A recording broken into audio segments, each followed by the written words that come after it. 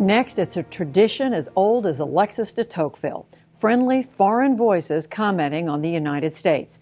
But this time, a British author is much more pessimistic. Margaret Warner has our book conversation. For 7 years, Edward Luce has reported on the United States for the British and global audience of the Financial Times. He's now turned his insights into a book, portraying an America that's falling behind and seems unable or unwilling to meet its challenges going forward. It's entitled Time to Start Thinking, America in the Age of Dissent. We met at Luce's Washington home to talk about how he came to this gloomy appraisal. So what's at the heart of this for America?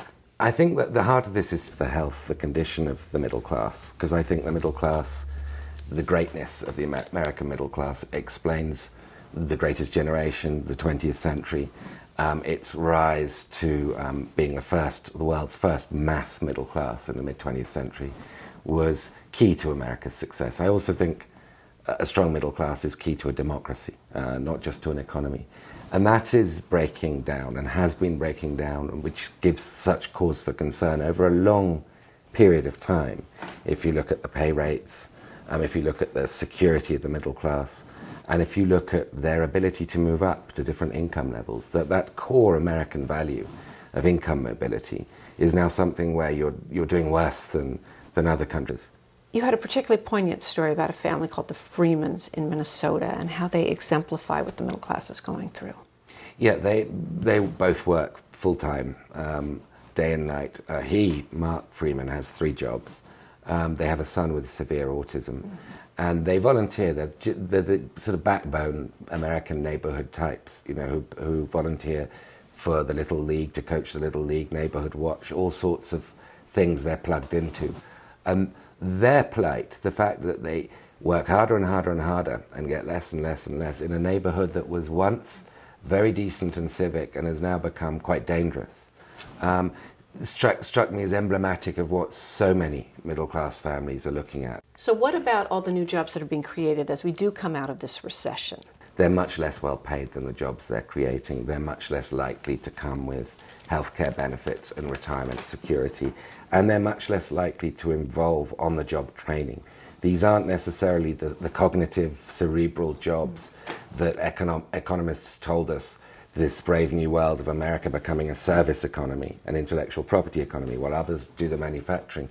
These jobs don't really fit into that, the jobs as food preparers. These are not the kinds of jobs that are going to tackle America's trade deficit with China or others. These are not the kind of jobs that are going to build a new middle class. Yes. The part of the book that I found perhaps most discouraging was the chapter you had about innovation, because in America we always think, well, we can invent the next new thing.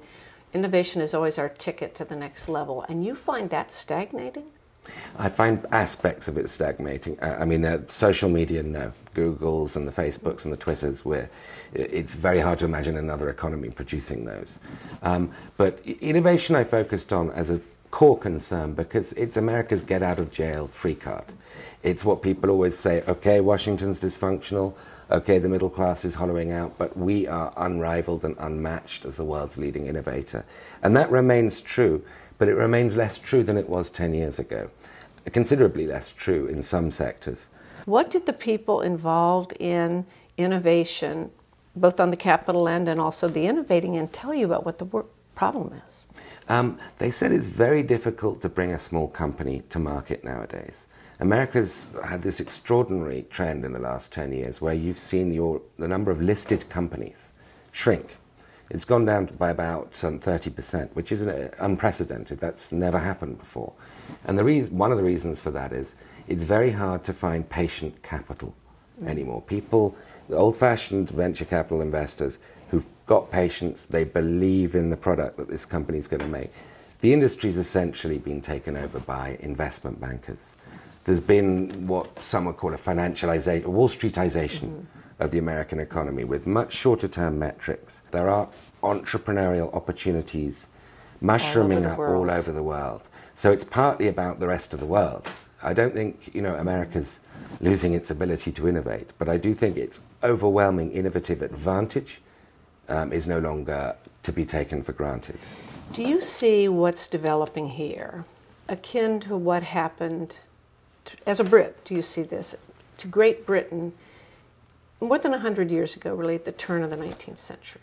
Turn of the 20th century. There are very, very interesting similarities with what happened at the dawn of the 20th century. Britain had a very big debate over the rise of America, the electrification, the internal combustion engine. Edison's America was really beginning to show up Britain, as was Bismarck's Germany. I think that when you're number one, and when you have been number one for many decades, others emulate you. You don't emulate them. That was the conclusion of the British debate, and I fear that that is very much still the default mindset in Washington, D.C. It's less the automatic defense mechanism than it was before Lehman Brothers melted down. But it's still very much, look, we've got out of trouble before, and therefore we're going to get out of trouble again. De Tocqueville said America was great because she could always repair her faults. And you say America is losing its ability to tackle its problems. That's the sort of spirit of what troubles me, which is that this American sense of pragmatism. Pragmatism is a word invented by an American. It describes, as Tocqueville did, the American philosophy, which is practical, which is resolving actual problems, not in theory, but in practice. And I think by that yardstick, by that measure, that Tocquevillian spirit is missing in action, at least in Washington, D.C. So this is an obvious question, but let me end by asking it anyway. Did you conclude these really 2 years of reporting on this optimistic or pessimistic about America's prospects? I am pessimistic about its ability to stop others from growing, and it's going to mean America's share of the global economy is going to keep falling.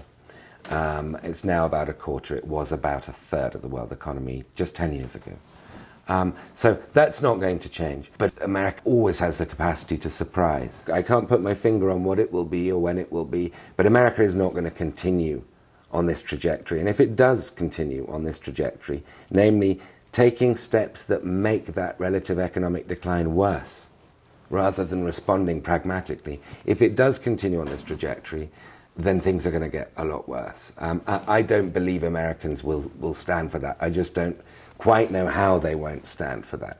Out there reporting, did you find any evidence of that? I find evidence the whole time of Americans who have a kind of self-fulfilling optimism, which is always very refreshing to a European and particularly to a Brit, because for us it's cultured to be pessimistic. And I want to make a big distinction between that and what I think my book is a very hard-nosed analysis rather than a cultured look at America. But I find that the optimism you sometimes come across, it sometimes might be way improbable, can sometimes be self-fulfilling because it creates energy, whereas cynicism is de-energizing. That's something that America has seen a decline of, but it's still way more noticeable here. In spite of the fact people are more pessimistic, it's still much more in evidence amongst Americans than any other country. Ed Luce, thank you. Thank you.